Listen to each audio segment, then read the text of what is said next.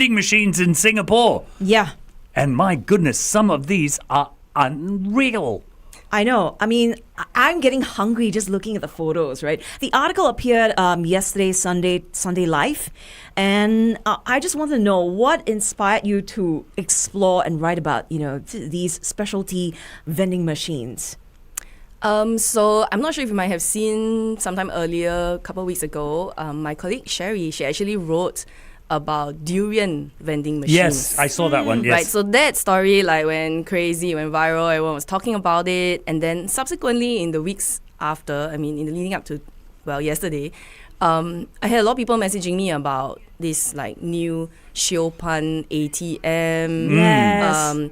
I had people messaging me about a sugarcane vending machine, and I was like, I think we have something here. There's something to, be explored. Yeah. How do these new vending machines compare to what we traditionally know?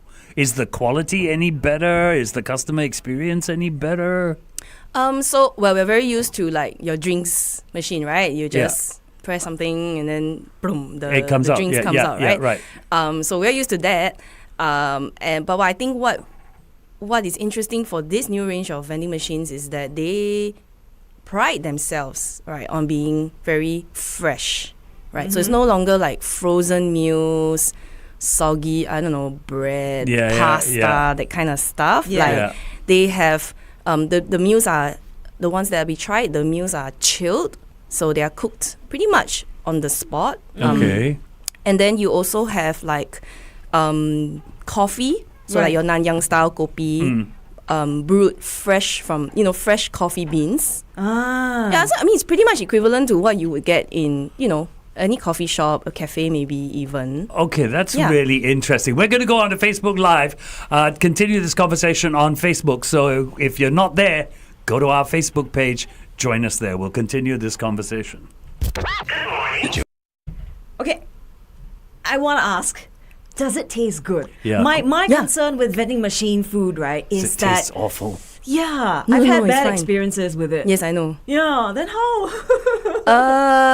Well...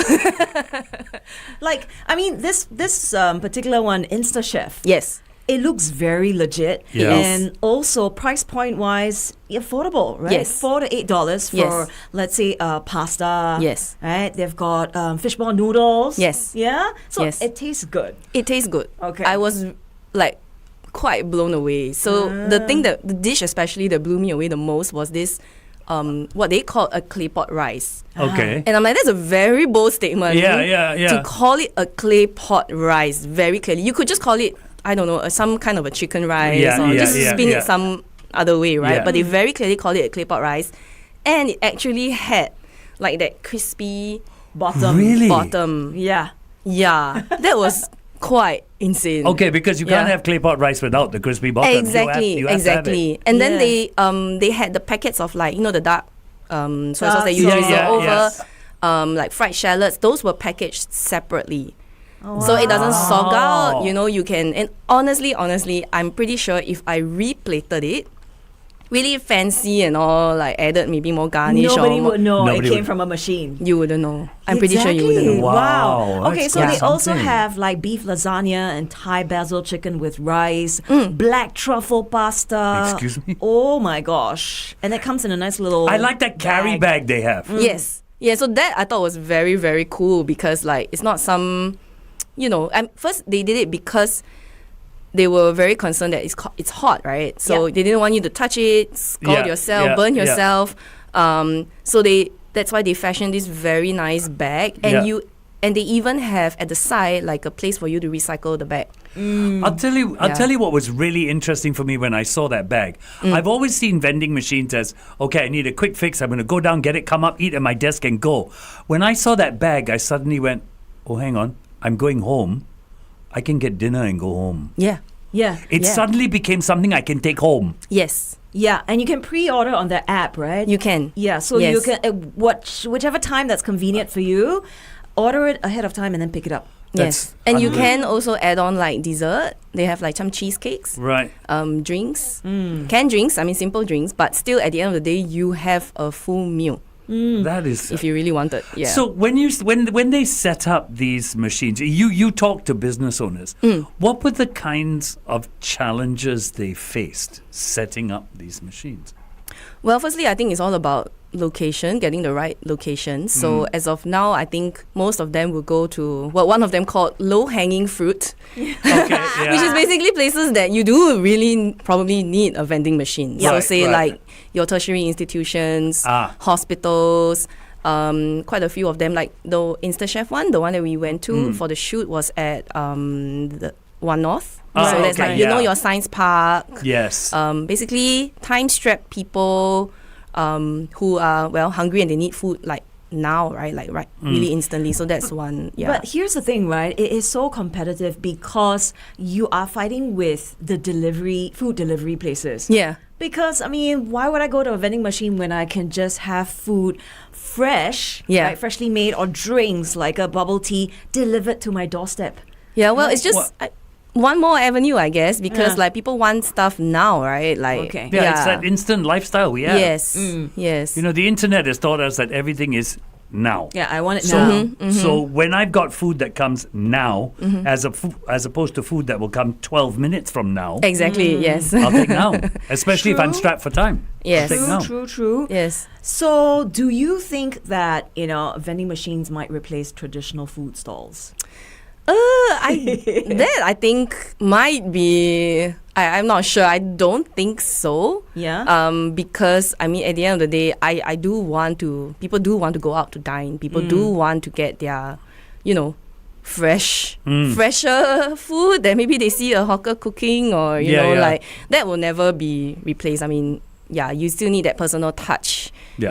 People still want to get out. People still want, but this is really an avenue that really truly taps into like the convenience Yeah. and with quality, Yeah. right? The other thing that I've always been concerned about is the hygiene standards in Yeah. the machine itself. Yeah. How often does it get clean? I mean, who cleans it? Is it clean at all? Because Yes. food is being prepared in there, so it has to be clean, right? Yes. So, to be honest, we didn't delve that much into this because that's a whole new story. Yes. Maybe Yeah. part 2, part 3. Yeah. We could Why go not? into really Yeah. the nitty gritty of all this. Yeah. But I'm very clearly saw lots of licensing stickers pasted Right, everywhere. okay. I mean, they do need to make sure that it is clean. They do have technology to track, food being replaced to make sure that firstly there's minimum food wastage. Yeah. And and whatever is I guess not consumed is cleared. Yeah, I think because Yeah. these machines are expensive in themselves, and if Yes. one of them gets shut down for some infestation or something, that affects their business across the island with every machine. Oh, of course, yes. Yeah, so they can't definitely. afford that. You did mention that landlords and businesses might see vending machines as a threat. How do you think companies are working to change the perception? So I think it's made really to be complementary to what is already available there, or to really plug a gap, right? If there is nothing there. So I think a lot of them, like I said, while they started off with low-hanging fruit of being in your schools and your hospitals, a lot of them do want to be in, say, like shopping malls, maybe to partner with, retail locations and stuff like that. So they have to make sure that, I mean, just like how, a mall generally doesn't have the same kind of, food concepts in the same place, they got to make sure that they don't encroach into that space where it clashes with, say, like a kiosk especially. In general, I don't really think you see the same kind of food replicated yet. Yeah. Yeah. Hopefully it shouldn't. And Hopefully. also, I think there's a space that will fit these vending machines. Right? Yes. They can coexist without cannibalizing on Correct. each other. Yeah. It's a very different kind of market or I think target it is. Yeah, audience. they can't cannibalize themselves as well, right? I mean, if they are selling a chicken rice and there's another chicken rice in there, chances are I might eat the one in the mall kiosk, right? Or at the food court, or Yeah, true enough. Okay, we're going to go back on air on 1FM 91.3 and continue this conversation with Eunice. All drinks can Gabrielle here on 1FM 91.3. Good Times, Greatest Hits. It's Dreams on the Morning Drive. Okay, with us here today, we've got Eunice Quek. She is the Straits Times food online editor. And an article that came out, she wrote yesterday on vending machines. Very, very exciting. There are quite a few that you tried out, right? Yes. Let me see. Kopi Near Me. Yes. That's Nanyang style coffee. Coffee, yes. And then there's InstaChef, which is kind of AI. Part AI Yeah, driven, it's very, right? yeah, it looks that way. So there are more and more of these food vending machine concepts coming up. How do you see this kind of entering the space of fast food and casual dining in Singapore? Well, I think it could. I really think it could complement really nicely, you know, and fit that kind of instant, convenient food sector with quality. Yeah. And I think that is really the main thing, because we are so used to, like I said, right, I think the last time I had, you know, something from a vending machine was probably kind of some soggy bread situation. Yeah. Didn't get that at all this time. And like, yeah, the kopi that we get is, I would say, pretty much equivalent to whatever I could possibly get at the coffee shop, at a cafe. There is one machine that's been mentioned. What's it called? What the Cup? Yes. What, 300 variants or something? Yes. Yeah. Yes. You can customize your drinks. Quite crazy. Yes. How does that work? Does the machine, I mean, have you used the machine? Yes, I have. Okay. How does this work? There are 300 odd combinations. Doesn't that confuse the hell out of you when you go to the machine? A little bit, yes. So basically, I was standing there watching what people were doing first, because Right. that was, so I went to the one that is at Midpoint Orchard. Okay, yeah. There's like a cute cluster of like vending machines Yeah, there. yeah. That was the only machine that had a constant flow of people. Wow. Partly also because people would spend an average of a few minutes Correct. at the machine Trying to decide. what they want to drink. Yeah. So there was a Right. guy I saw, he was very clear. He knew exactly what he wanted. He went straight in for like a protein shake. Right. Okay, no hesitation. Everybody else before and after him was standing there pondering, pressing every single tab. Oh, no. Maybe half of them bought something, some didn't. Yeah. Just because I think maybe you have too many options, right? Yeah, Like, yeah, I yeah, stood yeah. there for a while, also contemplating what I was going to get. Yeah. Yeah, Yeah. but they've got some amazing stuff like strawberry milk smoothie and plum limeade soda, matcha latte. Yeah.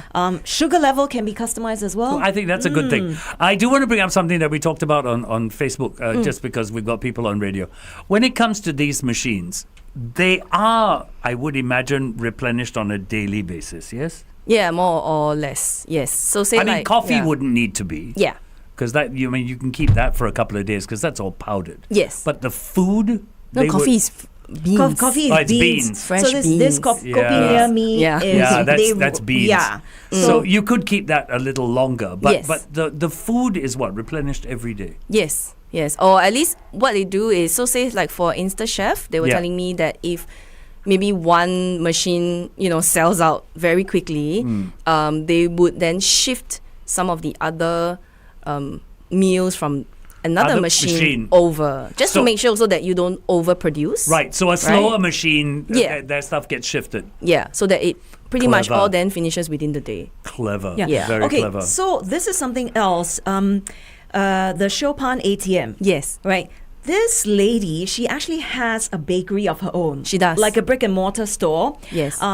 It's called Buttertown. Yes, Buttertown. Right. So this is actually, not like a strictly vending machine type of business. She already has a stall. It's kind of Yes. diversifying and putting her products out there where it's available 24/7. I thought that was really clever. Yes. Do you think more people will go that way? Because I'm thinking some of the stalls on Upper Bukit Timah Road, if they had vending machines, holy smoke! Yeah. Roti John from a Yeah. vending machine. Good grief! Yeah. So I think, you're asking me about landlord competition, right? Yeah. If I were to be concerned, I would be concerned about this kind of model Right. of using the vending machine to really reach Correct. your consumers more, because she doesn't operate the vending machine. Yeah. Yeah. Right. So I use my vending machine as well another format, right? So I'm not opening a kiosk. Yeah, it cuts down her operating costs. She doesn't Yeah. have to set up another Operating- bakery. Yeah, yeah. Manpower, Very clever. rent. Yeah. Also you definitely still pay some kind of rental for Correct, location, but correct. it's not equivalent of a a store in a mall. Yeah. All right. Thank you very much. I think that's all the time we have for today. unfortunately. Eunice Quek, Straits Times food online editor. Check out the article on the Straits Times. You were saying there is a part 2 to this article. You were Yes. telling us. Yes, because there are vending machines everywhere, spilling out for So, years. what's the next article about? So, give a little teaser. Yeah. It's going to be really focused on fresh fruit beverages. Ooh. So, yeah, you've seen the Yeah, yeah, juice, yeah. all Yeah. that everywhere. Yeah. I love iJuice, by the way. Yeah, so that's good. where we're going Awesome. next So weekend. Look Yes. out for part 2 next weekend. Thank you, Eunice, for joining us. It's 1FM. The Morning Drive, 6 till 10 a.m. on 1FM 91.3. 1FM traffic. Let's take a look at it. The ECP seems to be a wee bit of a problem this morning. We're talking the